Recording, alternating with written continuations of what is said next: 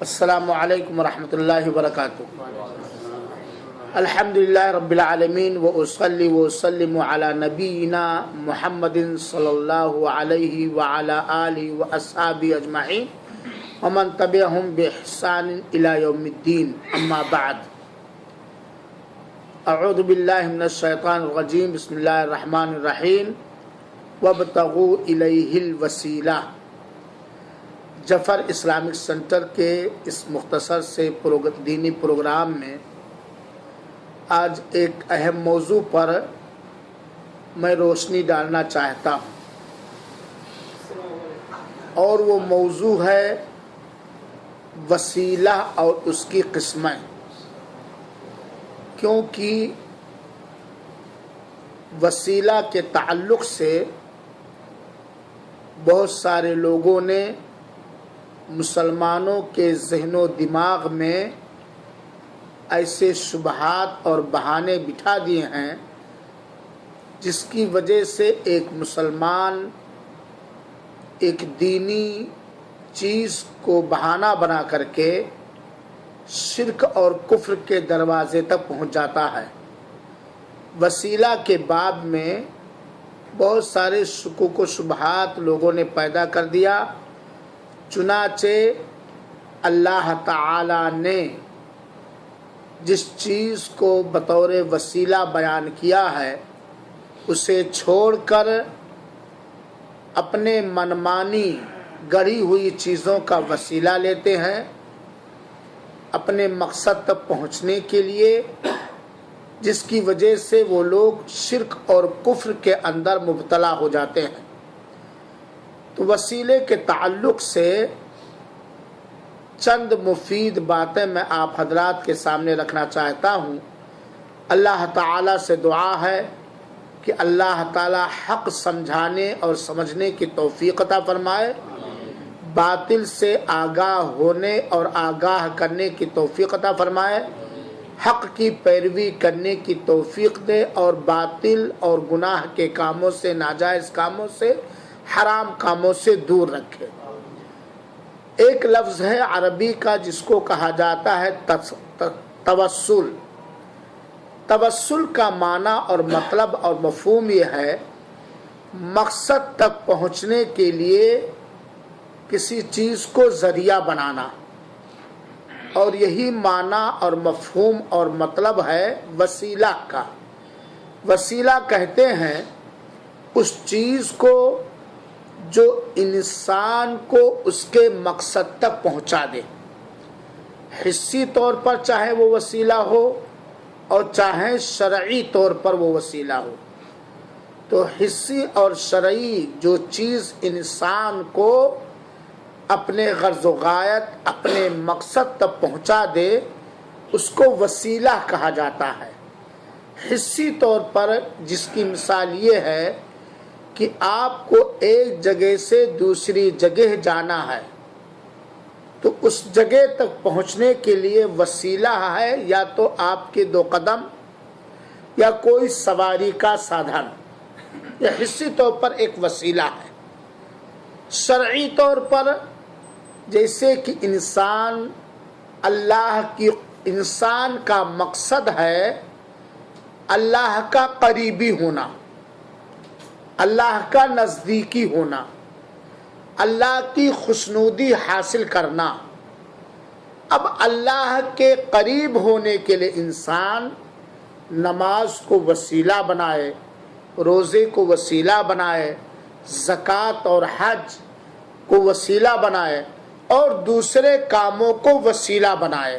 تو اللہ تک پہنچنے کے لیے، اللہ کے قریبی ہونے کے لیے وہ عبادتیں جو اللہ تعالیٰ نے شریعت مطہرہ کے اندر، اسلام کے اندر پیارے حبیب صلی اللہ علیہ وسلم پر اتارا ہے، وہ ایک ذریعہ ہے، ایک وسیلہ ہے، شرعی وسیلہ ہے اللہ تعالیٰ تک پہنچنے کا، اللہ کی قربت حاصل کرنے کا، اللہ کی رضا جوئی کا ایک بہترین وسیلہ ہے. تو وسیلہ کہا جاتا ہے اس شرعی اور حصی چیز کو جو انسان کو مقصد تک پہنچا دے۔ اب اگر انسان کو مقصد تک پہنچانے کے لیے جو چیز بطور وسیلہ چنی گئی ہے، اختیار کی گئی ہے، حقیقت میں وہ وسیلہ نہیں ہے، تو یہ بیکار کام ہے، لغو کام ہے، لا یعنی کام ہے۔ جیسے کہ ہمیں حفوف تک جانا ہے، حفوف تک جانے کے لیے یا تو 2 قدم ہمارے وسیلے ہیں، یا تو کوئی سواری کا سادھن ہمارے لیے وسیلہ ہے حصی طور پر۔ اب ہم ایک لکڑی معمولی باریک ہلکی کمزور لے لیں اور اس پر بیٹھ جائیں اور کہیں حفوف تک پہنچنے کا یہ وسیلہ ہے، تو لغو کام ہے، بیکار کام ہے، لا یعنی کام ہے، پاگل پنی ہے۔ بات صحیح ہے کہ نہیں ہے؟ تو جو چیز انسان کو حصی اور شرعی طور پر مقصد تک نہ پہنچائے، اس چیز کو اگر ہم وسیلہ بنا رہے ہیں تو یہ لا یعنی کام ہے، بیکار کام ہے۔ اور خاص طور پر اگر عبادت کے اندر ہم نے کسی چیز کو وسیلہ اور ذریعہ یا توسل بنایا اور وہ چیز اسلام کی نگاہ میں وسیلہ نہیں ہے، شریعت کے معاملے میں، عبادت کے معاملے میں، بندگی کے معاملے میں، اللہ کی قربت حاصل کرنے کے معاملے میں اگر ہم نے کسی ایسی چیز کو وسیلہ یا ذریعہ بنایا ہے جو اسلام میں نہیں ہے، تو یہ چیز کیا ہو جائے گی؟ اپنی طرف سے دین کے اندر ایک نئی چیز گڑنا، جس کو بدعت کہا جاتا ہے۔ اور مقصد تک ہم پہنچ بھی نہیں سکتے، کیونکہ مقصد تک پہنچنے کے لیے انہی وسیلوں کا استعمال درست اور صحیح ہے جو حقیقت میں جن کو اللہ تعالیٰ نے شرعی طور پر وسیلہ کہا ہے، شرعی طور پر جن کو سادھن اور ذریعہ کہا ہے۔ اور یہ بات بھی ہمیں معلوم ہونی چاہیے کہ وسیلہ یہ عبادت ہے۔ وسیلہ کیا ہے؟ عبادت ہے، بندگی ہے، کیونکہ اللہ تعالی نے اپنے تک پہنچنے کے لیے وسیلہ تلاش کرنے کا حکم دیا۔ اللہ تعالی نے قرآن مجید کے اندر بیان فرمایا وَابْتَغُوا إِلَيْهِ الْوَسِيلَةَ، اللہ تعالی تک پہنچنے کے لیے، اللہ کی قربت حاصل کرنے کے لیے، اللہ کا نزدیکی مقرب بندہ بننے کے لیے وسیلہ ڈھونڈو، وسیلہ تلاش کرو۔ تو اللہ تعالی نے وسیلہ تلاش کرنے کا حکم دیا، اس لیے یہ عبادت ہے۔ اور عبادت وہی چیز ہو سکتی ہے جس کا ثبوت قرآن مجید میں ہو اور جس کا ثبوت اللہ کے رسول اکرم صلی اللہ علیہ وسلم کی پیاری سنت کے اندر ہو۔ ہم نے اللہ تک پہنچنے کے لیے کوئی ایسی چیز گڑھ لی بطور وسیلہ جس کو قرآن سے ہم صحیح ثابت کر سکتے ہیں یا سنت مطہرہ میں اس کا وجود یا ثبوت نہیں ہے، تو وہ چیز کیا ہو جائے گی؟ بدعت ہو جائے گی۔ وہ چیز کیا ہو جائے گی؟ گڑھی ہوئی چیز ہو جائے گی۔ جس رب دو جہاں نے، جس رب کائنات نے، جس ارحم الراحمین مہربان اللہ نے ہمیں اور آپ کو اپنے تک پہنچنے کا وسیلہ ڈھونڈنے کا حکم دیا ہے اپنے کلام مقدس قرآن مجید کے اندر، اس اللہ تعالیٰ نے ہمیں آزاد نہیں کر دیا ہے کہ ہم اپنے منمانی جس کو چاہے وسیلہ بنا لیں، جیسا چاہے وسیلہ کر لیں۔ جس طرح اللہ تعالیٰ نے قرآن مجید کے اندر وسیلہ تلاش کرنے کا حکم دیا ہے، اسی طرح اللہ تعالیٰ نے وسیلہ بتلایا بھی ہے کہ کون سا کام، کون سا عقیدہ، کون سا عمل تمہارے لیے وسیلہ ہو سکتا ہے۔ مثال کے طور پر اللہ تعالیٰ نے ہم کو اپنے سے قریب کرنے کے لیے نماز پڑھنے کا حکم دیا ہے، روزہ رکھنے کا حکم دیا ہے، حج کرنے کا حکم دیا ہے، برائیوں سے بچنے کا حکم دیا۔ ایسے ہی اللہ تعالیٰ نے اپنے پیارے حبیب کے ذریعہ اور قرآن مقدس کے ذریعہ इन इबादतों के करने का तरीका भी सिखाया है। सही है कि नहीं है? इन इबादतों के अदा करने का तरीका भी कुरान करीम के अंदर उतार कर सिखाया है। अपने प्यारे हबीब को बहैसियत नबी भेजकर सिखाया है, जो नबी ने करके सिखाया, जो नबी ने बता के सिखाया हमको और आपको। तो जिस तरह अल्लाह ताला ने हमें और आपको अपने तक पहुंचने का वसीला ढूंढने का हुक्म दिया है, इसी तरह अल्लाह ताला ने वसीला भी कुरान मजीद के अंदर और सुन्नत रसूल मुहतहरा के अंदर अल्लाह ताला ने उतारा। और जो चीज इबादत है वो तौकीफी है, यानी स्टॉप। तौकीफी का मतलब कि जितना कुरान और रसूल की सुन्नत से साबित है उतनी ही चीज इबादत हो सकती है।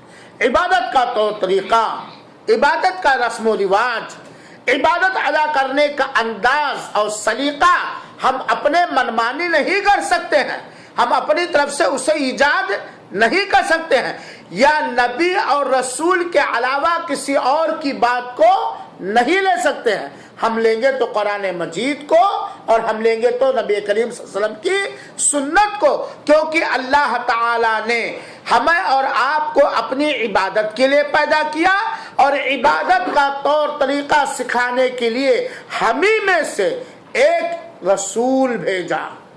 और जब दीन मुकम्मल हो गया तो अल्लाह ताला ने मौत के जरिया अपने नबी को दुनिया से उठा लिया। तो ये वसीले के सिलसिले में बात जानिए, ये वसीला इबादत है और इबादत हम लेंगे कुरान मजीद से और नबी करीम सल्लल्लाहु अलैहि वसल्लम की सुन्नत के तरीके से। सही बात है कि नहीं? अब आइए आगे बढ़ते हैं। वसीला दो तरह से है, वसीला की दो किस्में हैं या दो तरह का वसीला लोग अपनाते हैं। एक वसीला जायज है और एक वसीला नाजायज है। जायज कौन वसीला हो सकता है? वही वसीला अल्लाह के, हमारा मकसद क्या है? वसीला लेने का मकसद क्या है? या तो दुनियावी काम में तरक्की हासिल करना, जैसे कि कपड़ा सिलना, कपड़ा पहनना हमारा मकसद है, कपड़ा पहनना हमारा मकसद है, तो जाहिर सी बात है कपड़े को सिलाना पड़ेगा। मशीन कपड़े के सिलने के लिए एक वसीला और जरिया है।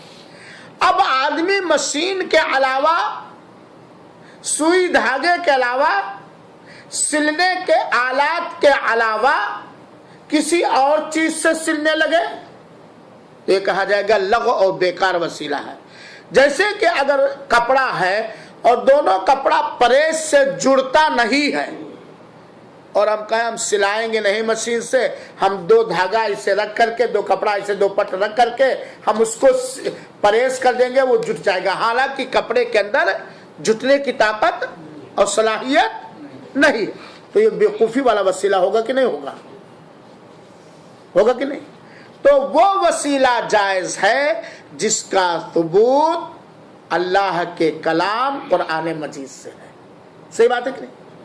और जिसका सबूत प्यारे हबीब सल्लल्लाहु अलैहि वसल्लम के फरमाने मुबारक से है, यह जायज वसीला है।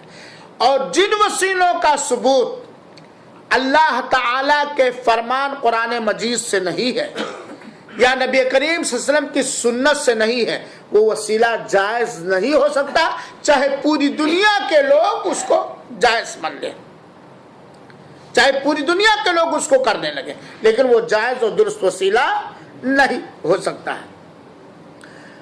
तो वसीला की कितनी किस्में हैं? दो किस्में, एक जायज वसीला और एक नाजायज वसीला। चंद वसीलों को मैं आपके सामने बयान कर रहा हूं जो जायज, दुरुस्त और सही वसीले हैं, और फिर अगर वक्त रहा तो बतलाऊंगा कि वो वसीले जो लोग लेते हैं नाजायज और हराम और बातिल वसीला है। जायज वसीला, नंबर एक, अल्लाह के नामों का वसीला लेना, अल्लाह की खूबियों का वसीला लेना। नंबर दो, अल्लाह के काम का वसीला लेना। नंबर तीन, अपनी कमजोरी और मजबूरी का वसीला लेना। नंबर चार, किसी नेक अमल का वसीला लेना। ये नंबर पांच, किसी नेक मौजूद जिंदा, किसी नेक मौजूद जिंदा जिस तक हम अपनी आवाज को किसी जरिए पहुंचा सकते हैं, उसकी दुआ का वसीला लेना जायज है। कितना वसीला लेना जायज है? अल्लाह के नामों का वसीला लेना जायज है, अल्लाह की खूबियों और सिफतों का वसीला लेना जायज है, अल्लाह के अमल और काम का वसीला लेना जायज है, अपनी मजबूरी और परेशानी का वसीला लेना जायज और दुरुस्त है। इसी तरीके से अपने किसी नेक अमल का वसीला और वास्ता लेना जायज और दुरुस्त है। इसी तरीके से किसी नेक जिंदा मौजूद, या जो मौजूद के हुक्म, या मौजूद हो या मौजूद के हुक्म में हो, उसकी दुआ का वसीला लेना जायज है। इसके अलावा जितने वसीले लिए जाते हैं, चाहे वो किसी के जाह और रुतबे का हो, और चाहे अल्लाह ताला पर कसम धरा के हो, या किसी जात का वसीला लेना, ये इस्लाम में दुरुस्त और जायज नहीं है। अल्लाह ताला ने कुरान मजीद के अंदर इरशाद फरमाया, वलिल्लाहिल अस्माउल हुस्ना फदऊहु बिहा। अल्लाह के नामों का वसीला लेना जायज है। इसकी दलील क्या है? अल्लाह ताला ने कुरान में फरमाया, वलिल्लाहिल अस्माउल हुस्ना, अल्लाह के लिए प्यारे प्यारे नाम हैं, अल्लाह के प्यारे प्यारे अच्छे अच्छे नाम हैं। फदऊहु, तो उससे दुआ करो। किससे? अल्लाह ताला से। उसे पुकारो, बिहा, उन नामों के जरिया, उससे दुआ करो उन नामों के जरिया, उसको पुकारो उन नामों के जरिया। तो इस आयत करीमा से बात साबित होती है कि अल्लाह के नामों का वसीला लेना जायज और दुरुस्त है। जैसे कोई चाहे सारे नामों का वसीला और वास्ता ले, जैसे कोई कहे अल्लाहुम्मा इन्नी अस्अलुका बिअस्माइकल हुसना व सिफातिकल उलिया अन तग़फ़िर ली। ऐ अल्लाह, मैं तेरे पूरे प्यारे नामों से और तेरे बुलंद व बाला सिफतों और खूबियों के जरिया, जरिया यही तो वसीला हुआ, जरिया यही वसीला हुआ ना, जरिया मैं तुझसे सवाल करता हूं, तो मैं इससे मांगता हूं कि तू मुझे बख्श दे। तो इसमें किसको वास्ता और वसीला लिया गया? अल्लाह के। ऐ अल्लाह, मैं तेरे प्यारे नामों और तेरे प्यारी खूबियों के जरिया, जरिया ही वसीला है ना, मैं तुझसे सवाल करता हूं, मैं तुझसे मांगता हूं कि अल्लाह तू मुझे बख्श दे। तो अल्लाह के नामों का वसीला और वास्ता लेना जायज है। जैसे कि अल्लाह के रसूल अकरम सल्लल्लाहु अलैहि वसल्लम ने गम और फिक्र को दूर करने के लिए,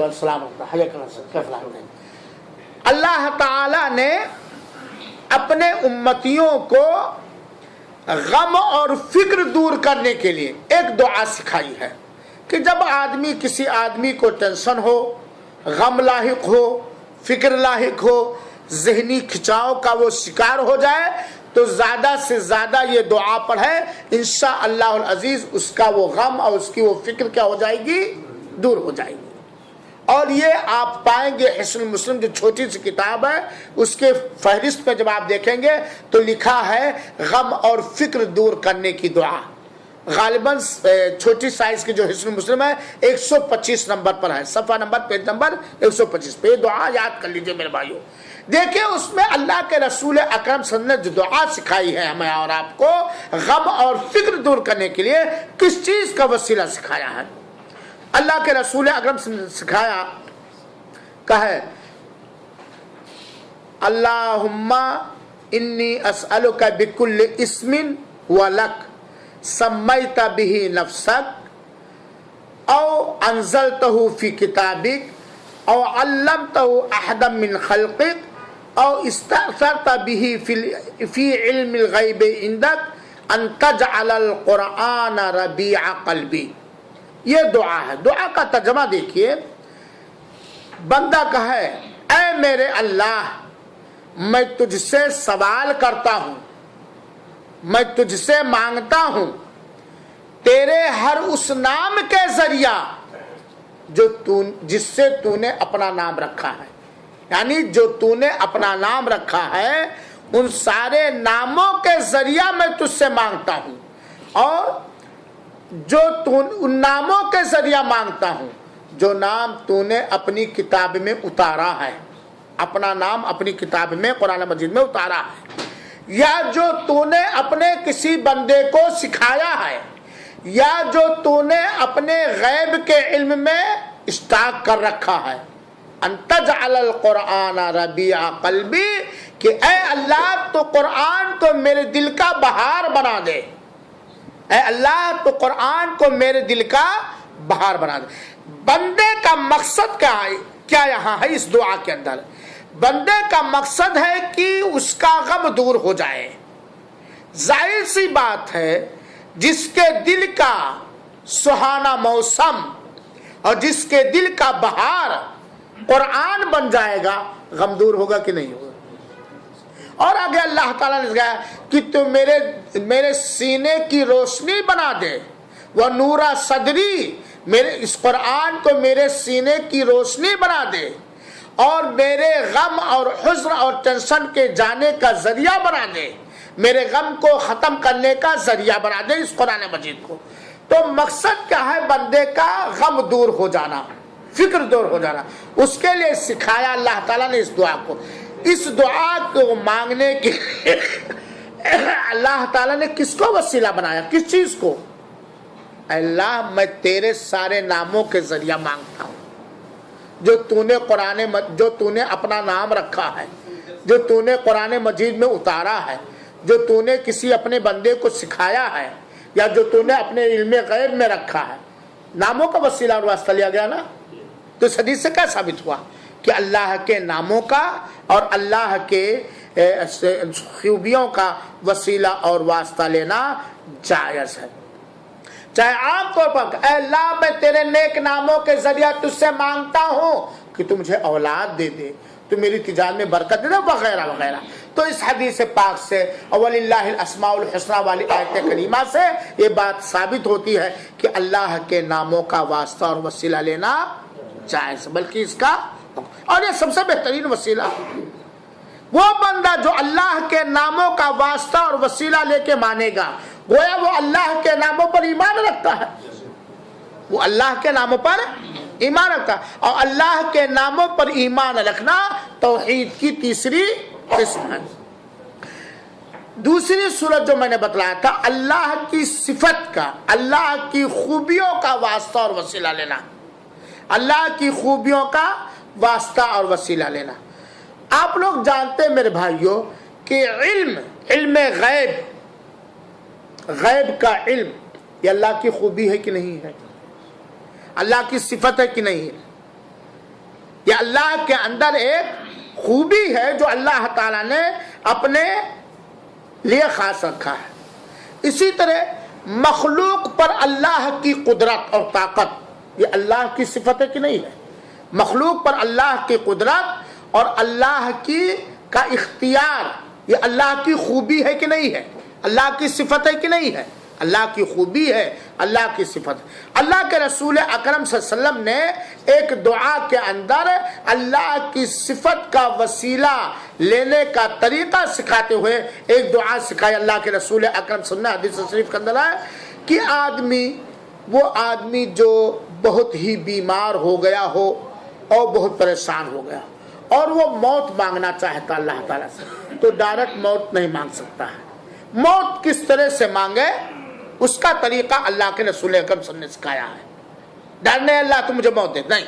اللہ اگر کوئی آدمی کسی پریشانی سے بہت زیادہ پریشان ہے تو یہ نہیں کہ جا کر کے سم لپٹن ہو جائے، آتم ہتیا کر لے، خودکشی کر لے. اگر موت وہ مانگنا چاہتا ہے پریشانی سے بچنے کے لیے تو موت مانگنے کا طریقہ اللہ کے رسول اکرم صلی اللہ علیہ وسلم نے سکھایا، اور اس طریقے کے اندر اللہ کے رسول اکرم صلی اللہ علیہ وسلم نے اللہ کی خوبی کو بطور واسطہ اور وسیلہ ذکر کیا ہے۔ اللہ کے رسول نے سکھایا کہ اللہم بعلمک الغیب وقدرتک علی الخلق احینی اذا علمت الحیات خیرا لی وتوفنی اذا علمت الوفات خیرا لی۔ اے اللہ، میں تیرے غیب کے علم سے، علم غیب کے ذریعہ اور مخلوق پر تیری قدرت کے ذریعہ، ذریعہ مانے کیا ہوتا ہے؟ واسطہ اور وسیلہ نا، واسطہ اور وسیلہ نا۔ اے اللہ، میں تیرے علم غیب کے ذریعہ، میں تیرے علم غیب کے واسطے سے اور اپنی مخلوق پر تیری قدرت کے واسطے سے، اور علم غیب اور قدرت یہ اللہ کی کیا ہے؟ صفت ہے، خوبی۔ اس کے ذریعہ میں تجھ سے مانگتا ہوں کہ اگر تو جانتا ہے کہ زندہ رہنا میرے لیے بہتر ہے تو مجھے زندہ رکھ، میرے لیے مرنا بہتر ہے کہ میرے لیے زندہ رہنا بہتر ہے؟ کون جانتا ہے میرے بھائیوں؟ کون جانتا ہے؟ اللہ ہی جانتا ہے نا۔ علم اللہ، اللہ کا جاننا یہ اللہ کی صفت ہے، علم اللہ کی ہے صفت۔ تو اے اللہ، اگر میرے لیے زندگی بہتر ہے تو یہ جانتا تو مجھے زندہ رکھ، اور اگر تو جانتا ہے کہ مر جانا میرے لیے بہتر ہے تو مجھے موت دے دے۔ ہم نے اللہ کے حوالے معاملے کو کر دیا کہ ہمارے لیے بہتری کیا ہے، مر جانا بہتر ہے کہ زندہ، ہم نہیں جانتے ہیں۔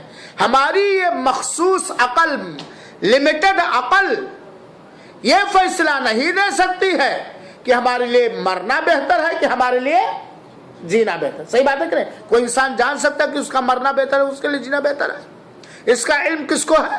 اللہ تعالیٰ۔ تو یہاں اللہ کے رسول اکرم صلی اللہ علیہ وسلم نے موت مانگنے کا طریقہ سکھایا، اور اس کے اندر اللہ کے علم غیب اور اللہ کی مخلوق پر قدرت کو، جو اللہ کی صفت و خوبی ہے، ان دونوں کو واسطہ اور وسیلہ مانا۔ اس لیے کہا جاتا ہے کہ اللہ کی خوبیوں کا، اللہ کی صفتوں کا وسیلہ لینا، جیسے مثال کے طور پر ہم دعا کریں، اے اللہ اگر اولاد ملنا ہمارے لیے بہتر ہے تو جانتا ہے، تو اے اللہ تو اپنے علم کے ذریعہ ہمیں، میں تیرے علم کے ذریعہ مانگتا ہوں تو مجھے اولاد دے دے، ہے نا۔ اللہ کے کاموں اور اللہ کے فعلوں کا وسیلہ لینا، جیسے اگر اللہ تعالی نے کسی کو کسی فضل اور مہربانی اور نعمت سے نوازا ہے، اگر ہم جانتے ہیں کہ اللہ تعالی نے کسی کو اپنے کرم سے، اپنی مہربانی سے، اپنے دیا سے، اپنے فضل سے کچھ نوازا ہے، تو ہم اللہ تعالیٰ سے یہ کہیں، اے اللہ جیسے تو نے فلاں کو یہ نعمت دی ہے ہمیں بھی یہ نعمت دے دے۔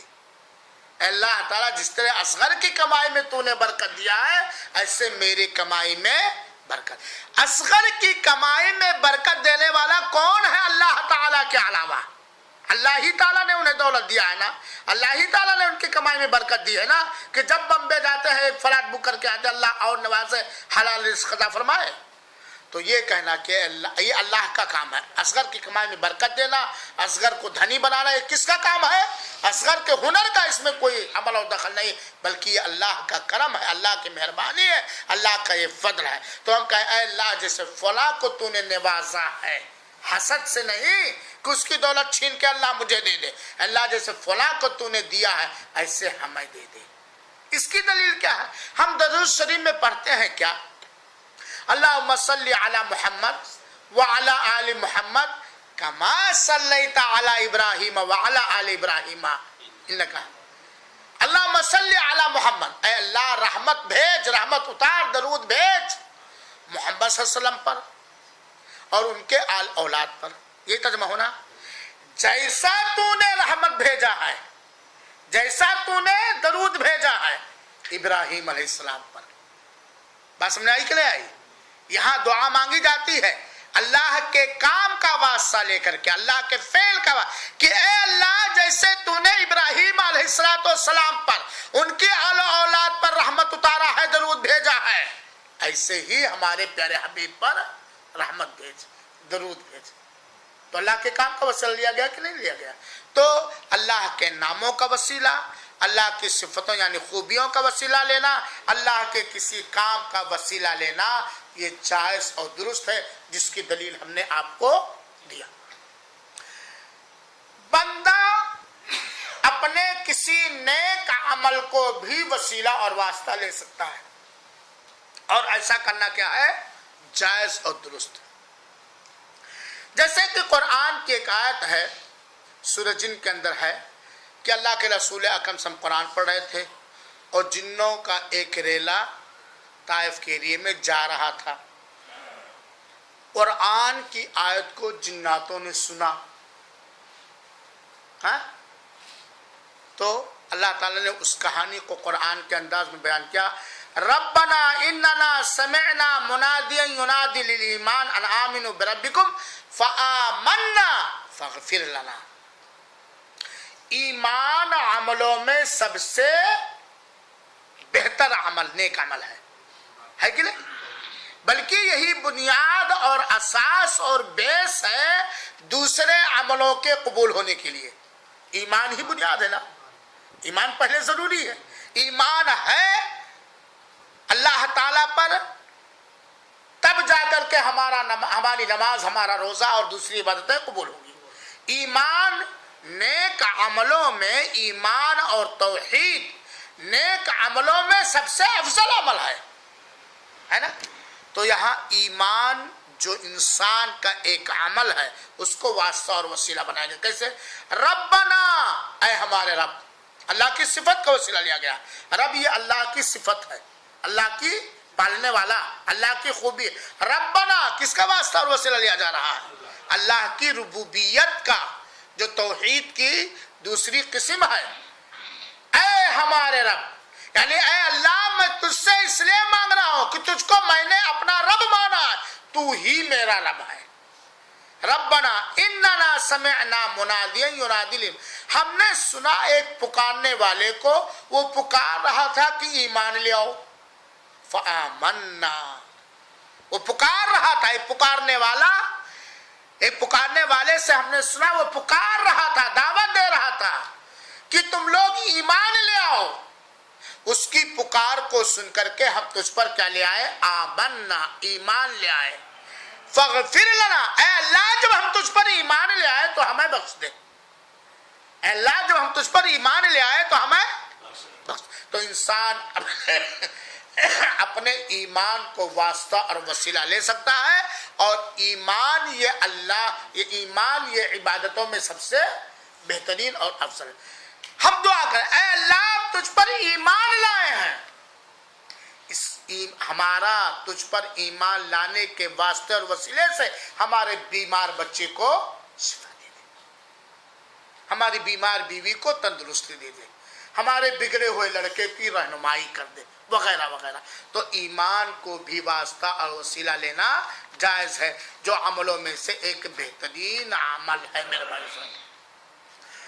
اسی طریقے سے کوئی انسان اس طرح کا ہے، اے اللہ میں اپنے تجھ پر اور تیرے رسول پر اور آخرت کے دن پر اور کتابوں پر اور فرشتوں پر وغیرہ وغیرہ ایمان لانے کے ذریعہ مانگ رہا ہوں، اس ایمان کے ذریعہ مانگ رہا ہوں، تو میرے گناہوں کو بخش دے، تو مجھے امن دے دے، تو مجھے گھبراہٹ سے بچا دے، تو مجھے بیماری سے بچا دے۔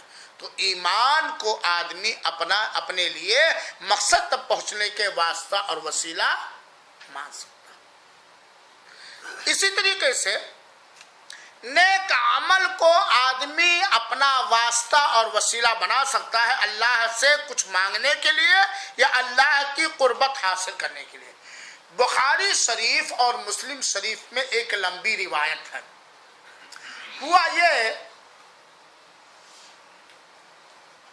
کہ تین آدمی، پہلے اللہ کے رسول نے فرمایا، عبداللہ ابن عمر اس روایت کے راوی ہیں، بخاری شریف کے اندر اور مسلم شریف کے اندر مختلف الفاظ کے ذریعے سے اور حدیث کی کتابوں کی دوسری کتابوں میں مختلف الفاظ کے ذریعے سے حدیث آئی، جس کا خلاصہ میں پیش کرتا ہوں، جس کے اندر دلیل ہے کہ آدمی اپنے نیک عمل اور अपने नेक अमल को अल्लाह तक पहुंचने के लिए, अपनी दुआ कबूल करवाने के लिए वास्ता और वसीला बना सकता है। 3 आदमी से अल्लाह के रसूल ने फरमाया कि तुमसे पहले 3 आदमी थे जो कहीं सफर में निकले हुए थे। अचानक हवा तेज चली, बारिश होने लगी, तो उन लोगों ने बारिश और तेज हवा की मुसीबत से बचने के लिए एक खो, एक सुरंग था, उसमें जाकर के क्या कर लिया, पनाह ले लिया। अब हुआ ये कि जब वो तीनों आदमी उस खो, उस गुफे और सुरंग में जब चले गए तो पहाड़ का एक भारी हिस्सा जिसको चट्टान हम लोग कहते हैं, वो आकर के उस गार के मुंह को बंद कर दिया। हाँ? भागे से मुसीबत से बचने के लिए। और हुआ क्या, और अल्लाह का हर फैसला इंशाअल्लाह बेहतर होता, अल्लाह का हर फैसला बेहतर होता। अब वो तीनों आपस में बहुत परेशान हुए। अब आपस में मशवरा किया। यहाँ नसीहत मिलती है कि जब कोई भी संकट आए तो हमें बैठ करके एकजुट होकर के क्या रहना चाहिए, आपस में राय मशवरा करना चाहिए। बल्कि अल्लाह ताला ने मोमिनों की खूबी कुरान मजीद में व अमरुहुम शूरा बैनहुम, मोमिनों का मामला ये होता है कि वो आपस में हर फैसला मशवरे के साथ तय करते हैं। तो तीनों ने मशवरा किया कि भाई इस चट्टान, इस मुसीबत से बचने का जरिया क्या हो सकता है। तो उनमें से, उन तीनों में से एक ने कहा कि देखो भाई, आप लोग याद करो कोई ऐसा नेक अमल जो आप लोगों ने अल्लाह को खुश करने के लिए, सिर्फ अल्लाह के लिए किया है और सबसे बेहतर अमल तुम्हारी निगाह में, उसी अमल को अल्लाह ताला से वास्ता और वसीला बना करके दुआ करो, हो सकता है परेशानी। क्या कहा, उसी अमल को, जो अमल तुमने अल्लाह को खुश करने के लिए किया है, सिर्फ अल्लाह के लिए, बेहतर अमल तुम्हारी निगाह में है, उसी अमल को वास्ता, वसीला, सदका, तुफैल बना करके अल्लाह ताला से दुआ करो, हो सकता है ये मुसीबत दूर हो जाए और हम तीनों आदमी बसलामत इस गुफे से, इस खो से हम निकल जाए। तो उसमें से एक आदमी ने कहा, ऐ अल्लाह, तू जानता है कि मैं बकरियां चरा करके अपने बच्चों के लिए रिस्क फराहम करता था। एक दिन बकरियां चराते चराते दूर चला गया।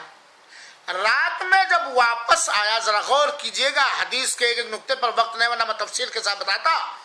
जब मैं वापस आया और बकरियों को दूध के बर्तन में जब मैं दूहा तो मैं देखा कि मेरे माँ बाप सो गए हैं। और मेरी आदत थी कि जब मैं बकरियां चरा करके लाता था, दूध के बर्तन में बकरियों को दूहता था, तो सबसे पहले मैं अपने माँ बाप को पिलाता था, उसके बाद अपने बच्चों को पिलाता था। ये माँ बाप के साथ मेरा अच्छा बर्ताव था।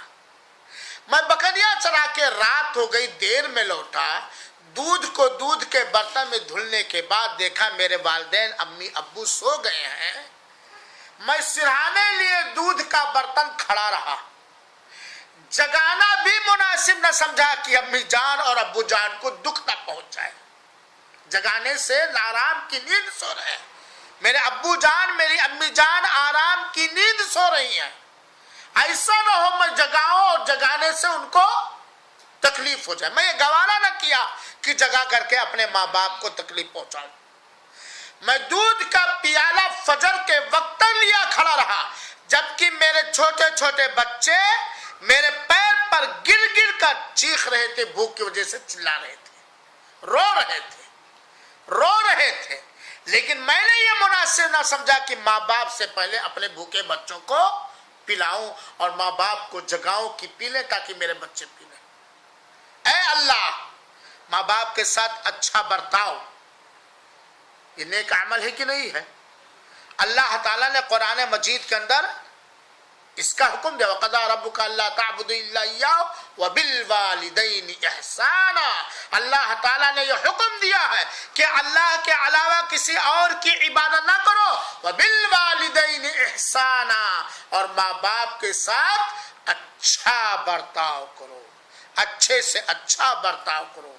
ایک صحابی آیا اللہ کے رسول اکرم صلی اللہ علیہ وسلم کے پاس اور عرض کیا اللہ کے رسول میرے اچھے برتاؤ کا سب سے زیادہ مستحق کون ہے؟ کہا تمہارے ماں باپ، تمہارے ماں باپ۔ تو اے اللہ میں اگر تیری رضا کے لیے یہ عمل کیا ہے تو اسی کے بدولت، اسی کے ذریعہ، اسی کے طفیل میں، اسی نیک عمل کے صدقے میں یہ چٹان ہٹا دے۔ انہوں نے کس چیز کو وسیلہ اور راستہ بنایا؟ اپنے نیک عمل کا۔ چٹان ہٹی لیکن اتنی نہ ہٹی کہ تینوں نکل سکے، لیکن کچھ کس کی۔ اس واقعے کے اندر بہت بڑی نصیحت ہے۔ اس آدمی نے وہ ریکارڈ ماں باپ کے ساتھ اچھے برتاؤ کا وہ ریکارڈ قائم کیا ہے جو سب کے لیے عبرت کا ذریعہ۔ پہلے آپ کو آپ کی بیوی بچے ملے کہ ماں باپ پہلے ملے ہیں؟ آپ کے سر میں تیل پہلے بیوی نے لگایا ہے کہ ماں نے لگایا ہے؟ آپ کے لیے کما کر کے رزق کو فراہم کیا آپ کے نوجوان لڑکے نے کہ آپ کے باپ نے؟ آپ کے ہر تیکھے اور میٹھے مزاج کو سب سے پہلے آپ کی بیوی بچوں نے برداشت کیا کہ آپ کے والدین نے؟ آپ کے پاخانے اور پیشاب میں پہلے آپ کی ماں لیتی ہے کہ آپ کی بیوی؟ آپ کو اپنے جسم کے خون کا بہترین حصہ بڑے پیارا محبت کے انداز میں اپنے سینے سے چمٹا کر کے، جس کے اندر صرف شہوت کے علاوہ محبت تھی، نرمی تھی، پیار تھی، اپنے سینے سے اپنے چھاتی سے کس نے چمٹایا ہے؟ میں اور آپ کو۔ امی جان نے ہر دکھ کو برداشت کیا، ابو جان نے ہمارے خاطر ہر تکلیف کو جھیلا، امی جان نے ہمارے خاطر۔ اسی لیے ہمارے سب سے اچھے برتاؤ کے حقدار بھی سب سے پہلے کون ہے؟ بیویوں کے ساتھ بھی اچھے برتاؤ ہوں، اولاد کے ساتھ بھی اچھے برتاؤ ہوں، ماں باپ کے ساتھ بھی اچھے برتاؤ ہوں۔ ماں باپ پر اولاد کو مقدم نہ کیا جائے۔ اللہ توفیق بخشے ہم سب کو اپنے ماں باپ کے ساتھ اچھے سے اچھا سلوک کرنے کا اور اچھے سے اچھے برتاؤ کرنے کی توفیق دے، آمین یا رب العالمین۔ دوسرا ایک آدمی تھا، اس نے کہا اے اللہ تو جانتا ہے کہ میری ایک چچے زاد بہن تھی۔ نوجوانوں ذرا غور کرنا اس واقعے پر، بخاری شریف کی روایت اور مسلم شریف کی روایت ہے۔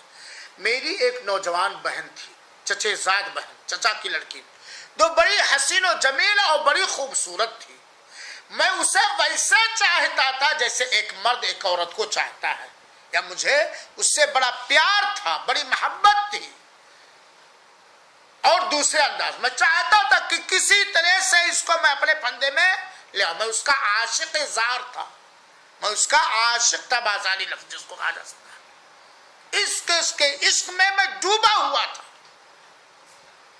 اتفاق سے وہ غریب تھی، نادار تھی، مسکین تھی، کسی پریشانی سے دو چار ہو کر کے، اس پریشانی میں مبتلا ہو کر، فقر و فاقہ محتاجی، اللہ ہم سب کو فقیری سے بچائے، مولا فقر و فاقہ سے بچائے، اپنی راہ میں خرچ کرنے والا مالدار مومن بنایا رب العالمین۔ وہ فقر اور غربت کے ماری ایک دن میرے پاس آئی قرضہ مانگنے کے لیے۔ میں نے موقع کو اچھا سمجھا۔ آج بھی بہت سارے مالدار موقع کو غنیمت سمجھ کر کے وہ سارے کام کر ڈالتے ہیں جس میں اس رب کی نافرمانی ہوتی ہے جس رب نے مالدار بنایا ہے۔ اس نے کہا مجھے 100 دینار دے دو۔ میں نے کہا ٹھیک ہے، میں 100 دینار تمہیں قرضے کے طور پر دوں گا۔ کس طور پر؟ قرضے کے طور پر دوں گا، لیکن ایک شرط ہے، وہ یہ کہ تو ایک ہی دن کے لیے اپنے آپ کو میرے حوالے کر دے، میں اپنی ناجائز خواہش تیرے اندر پوری کر لوں۔ وہ غریب تھی، مسکین تھی، پریشان تھی، بھوکی تھی، فقر و فاقہ محتاجی میں بالکل ٹوٹ چکی تھی۔ مجبوراً اس نے ہماری اس شرط کو قبول کر لیا۔ اللہ تعالیٰ غربت سے بچائے۔ اس شرط کو قبول کر لیا۔ وہ نیک تھی، دیندار تھی، لیکن فقر و فاقہ محتاجی کی مجبوری نے اسے مجبور کر دیا اپنے جسم بیچنے پر۔ میں نے 100 دینار اس کو دے دیا۔ وہ وقت جب آیا جب ہم دونوں تنہائی میں اکٹھا ہوئے، سنو بڑے غور سے، تنہائی میں اکٹھا ہوئے، اور میں اس کے دونوں رانوں کے بیچ بیٹھ گیا بدفعلی کرنے کے لیے، برا کام کرنے کے لیے۔ ابھی دور کا معاملہ ہے، دونوں رانوں کے بیچ بدفعلی بدتمیزی کرنے کے لیے میں بیٹھ گیا۔ وہ کانپ اٹھی، 200 दीनार मैंने बतौर कर्ज दिया था। वो लड़की कांप उठी, दहल उठी और उसने कहा, ऐ अल्लाह के बंदे, तू इस महर को हराम जरिया से ना तोड़, यानी जनाकारी के जरिया हमारी पर्दे बुकारत को जायल न कर, तो हलाल जरिए से तोड़, तू अल्लाह ताला से डर। कितनी गंभीर हालत थी मेरे भाइयों। जमाने से चाहने वाला आशिक़े जार, आज उसको मौका मिला, वहां कोई नहीं है और सब कुछ तैयार है।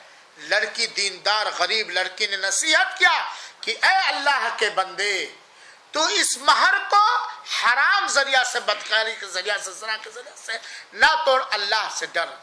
उसकी ये आवाज सुनकर मैं कांप गया और मैं उस बुरे काम से तेरे डर से रुक गया, क्योंकि मैं वहां था और कोई दूसरा, लड़की मेरे कब्जे में थी, लड़की मजबूरन तैयार भी थी मेरे कब्जे में, लेकिन ऐ अल्लाह, सिर्फ तेरे डर की वजह से मैंने ये बुरा काम, बदकारी छोड़ दिया और 100 दीनार माफ भी कर दिया। यकीनन नेक अमल है कि नहीं? मौका हाथ आते ही, सब कुछ मयसर होते ही आदमी अल्लाह के डर से, सारी आसानियां हैं बुराई करने की, इनके बावजूद अल्लाह के डर से बुरे काम से रुक जाए और पहले जो कर्जा दिया है वो माफ भी कर दे, नेक अमल है कि नहीं है? इससे बढ़ के नेक काम क्या हो सकता है? नौजवानों के लिए, इस नौजवान ने एक रिकॉर्ड तोड़ दिया मेरे भाई से, रिकॉर्ड छोड़ दिया है रिकॉर्ड की नहीं है, नसीहत।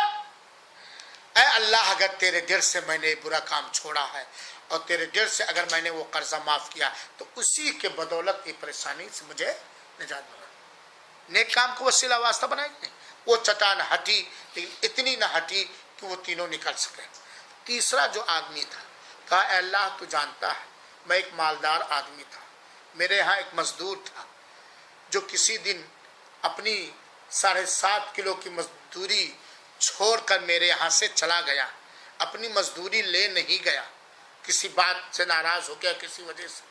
मैंने उसकी मजदूरी जो 7.5 किलो या 8 किलो बनती थी, मैंने उसको खा नहीं लिया, मैंने उसको तिजारत में लगा दिया। उसकी अमानत, बतौर अमानत उसकी मजदूरी मेरे पास बतौर अमानत थी, मैंने उसको तिजारत में लगा दिया। एक दिन वो आया अपनी वो 7.5 किलो की मजदूरी मांगने के लिए, ज्यादा दिनों के बाद। मैंने कहा, देख ये बकरियां तेरी हैं, ये ऊँट तेरे हैं, ये चीज तेरी है। उसने कहा, सेठ साहब आप मेरी गरीबी का मजाक ना उड़ाएं, आप मुझसे ठट्ठा मस्करापन कर रहे हैं। मैंने तो 7.5 किलो की मजदूरी छोड़ी थी, आप कह रहे हो ये बकरियां जो करोड़ों लाखों की हैं, ये ऊंट जो लाखों के हैं, ये सामान जो लाखों के हैं, ये तुम्हारे हैं। कहा, नहीं, यकीनन ऐ मेरे भाई, तेरी 7.5 किलो की मजदूरी को मैंने ऐसे रखे नहीं रखा, मैं खाया ना, मैंने उसको तिजारत में लगा दिया, क्योंकि तू अमानत छोड़ के गया था, तेरा हक बनता था 7.5 किलो, तो अमानत छोड़, मैंने उस अमानत को तिजारत में, तेरे 7 किलो से 7.5 किलो से, तेरी इस मजदूरी से ये सब उसी के पैदावार है, तू लेके जा, वो लेके जा। ऐ अल्लाह, अगर मैंने तेरी रजा और खुशनुदी हासिल करने के लिए, तेरी कुर्बत हासिल करने के लिए, तुझसे नजदीक होने के लिए अगर मैंने ये नेक अमल किया है, तो इसी के बदौलत चट्टान को हटा दे। अब चट्टान क्या हुआ? पूरी हट गई और तीनों सही सालिम निकले मेरे भाई साहब। तो इन तीनों के वाक़े में बहुत सारी इबरतें और नसीहतें, जहाँ वहीं पर एक इबरत और नसीहत यह है कि आदमी अपने नेक अमल को अल्लाह की कुर्बत हासिल करने के लिए, अपने मकसद में कामयाबी हासिल करने के लिए बना सकता है, जो बुखारी शरीफ और सही मुस्लिम की इन तीनों आदमी के वाक़े वाली हदीस से साबित है। इसी तरीके से आदमी अपनी परेशानी को, अपनी बीमारी को भी वास्ता और वसीला बना सकता है। अपनी परेशानी को, अपनी बीमारी को वास्ता और वसीला बना सकता है।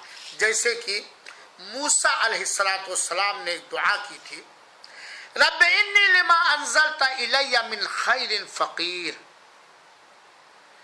फ़क्र व फ़ाक़ा एक परेशानी, फ़कीरी को वास्ता, ऐ अल्लाह मैं फ़कीर हूँ, मैं बहुत ही ज़्यादा मुहताज हूँ, मैं भूखे और नंगे मर रहा हूँ, अल्लाह तुम मेरी फ़कीरी पर तरस खा करके میری فقیری اور محتاجی اور تنگ دستی اور پریشانی اور بیماری پر ترس کھا کر کے تو میری فقیری اور محتاجی کو دور کر دے. مثال کے طور پر حضرت موسیٰ نے کہا تھا رب انی لما انزلت الی، اے اللہ جو کچھ تو نے میرے حق میں اتارا ہے میں اس کا محتاج ہوں، میں اس کا فقیر ہوں، میں اس کا محتاج ہوں. تو آدمی اپنی فقیری تنگ دستی پریشانی کو بھی وسیلہ اور واسطہ بنا سکتا ہے.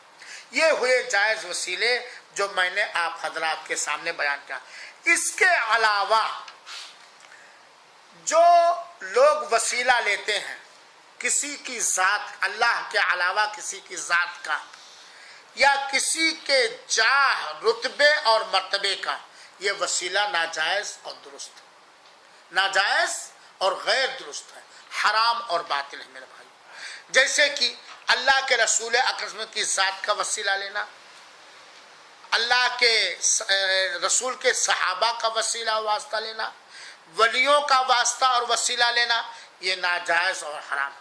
کیونکہ میرے بھائیو جس کا جو جاہ اور رتبہ اللہ نزدیک، اللہ کے یہاں، ذرا غور سے سنیے گا، سمجھنے کی کوشش کریں. جس کو جو رتبہ اللہ کے یہاں ملا ہے اس رتبے سے وہ فائدہ اٹھائے گا کہ ہم اٹھائیں گے؟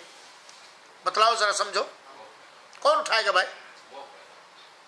اللہ کے رسول اکرم صلی اللہ علیہ وسلم کو اللہ تعالیٰ نے جو رتبہ دنیا اور آخرت کے اندر دیا وہ سب سے بڑا رتبہ ہے. ہمارے حبیب کبریا کو جو رتبہ اور مقام اور جاہ اور حیثیت یا پوسٹ دنیا اور آخرت میں اللہ نے عطا کیا ہے، سب سے بڑا رتبہ ملا ہے. اتنا بڑا رتبہ کسی نبی اور رسول، کسی ولی کو بھی نہ ملا ہے اور نہ ملے گا، کسی انسان کو نہ ملا ہے نہ ملے گا. اس میں کوئی شک نہیں. اللہ نے بہت بڑا رتبہ آپ صلی اللہ علیہ وسلم کو دیا ہے، اپنے اولیاء کرام کو بہت بڑا رتبہ دیا ہے، اپنے شہدائے کرام کو بہت بڑا رتبہ دیا ہے، اپنے نیک بندوں کو اللہ تعالیٰ نے بہت بڑا رتبہ دیا. لیکن ان کے رتبے سے ان کو فائدہ ہوگا کہ آپ کو فائدہ ہوگا؟ اصغر صاحب، ان کو فائدہ ہوگا نا. تو ان کے رتبے کو ہم کیا وسیلہ واسطہ بنا سکتے ہیں؟ بنا سکتے ہیں بھائی. ان کے رتبے کا ان کو فائدہ ہوگا، اور نفع نقصان پہنچانے والا کون ہے؟ اللہ تعالیٰ. تو جن کو رتبہ ملا ان کے رتبے کو ہم واسطہ اور وسیلہ کیسے بنا سکتے ہیں؟ ہے نا، نہیں بنا سکتے ہیں میرے بھائیو ساتھ. ہاں اگر کوئی آدمی نیک ہے، زندہ ہے، موجود یا موجود کے حکم میں ہے تو ہم اس سے دعا کا وسیلہ، اس کی دعا کا وسیلہ ہم لے سکتے ہیں. جیسے کہ اللہ کے رسول اکرم صلی اللہ علیہ وسلم ایک دن خطبہ دے رہے تھے مسجد نبوی میں. ایک صحابی آئے اور انہوں نے کہا اے اللہ کے رسول، راستے کٹ گئے، جانور مر رہے ہیں، آپ اللہ تعالیٰ سے دعا کیجئے بارش برسے. وہ صحابی آئے خطبے کے وقت جمعہ کے دن اور کہا راستے کٹ گئے، یعنی جب بھکمری سوکھا پڑ گیا تو چوری ڈکیتی چالو ہو گئی، راستے میں نکلتے ہوئے لوگ لوٹ لیتے ہیں اور گھاس پھوس نہ ہونے کی وجہ سے جانور مر رہے ہیں، آپ اللہ تعالیٰ سے دعا کیجئے. یہاں اللہ کے رسول زندہ تھے، موجود تھے. ان کی گزارش کو، صحابی کی گزارش کو ڈائریکٹ سن رہے تھے کہ نہیں سن رہے تھے؟ یہاں اللہ کے رسول نے دعا کیا اور فوراً بدلی چھائی اور بارش برسنے لگی.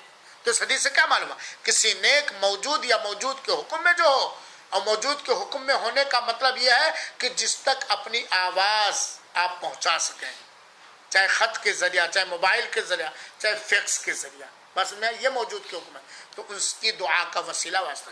لیکن جب اللہ کے رسول اکرم صلی اللہ علیہ وسلم کا انتقال پرملال ہو گیا اور ایک سال سوکھا پڑا، ایک سال سوکھا پڑا، تو حضرت عمر رضی اللہ تعالیٰ عنہ نے کہا کہ جب ہمارے رسول اکرم صلی اللہ علیہ وسلم دنیا میں زندہ تھے تو بارش برسنے کی دعا کس سے کرواتے تھے؟